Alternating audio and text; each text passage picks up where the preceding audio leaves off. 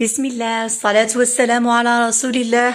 اللهم اغفر لوالدي وارحمهما واجعلهما في الفردوس الأعلى هما وسائر موتى المسلمين آمين يا رب العالمين. سلام الله عليكم جميعا أعزائي المشاهدين، مرحبا بكم في قناة أم يعقوب للطبخ والأعشاب. إن شاء الله تكونوا كامل بألف صحة وعافية. اليوم إن شاء الله حنحضر معاكم وصفة جديدة كما راكم تشاهدوا، قريبش بحلة جديدة وبشكل جديد، مقرمش معسل للقلب، جاي يدوب في الفم، شهيتكم في الجنة بدون آلة التوريق، بلا ما تطويو العجينة، بطريقة مبسطة للمبتدئات.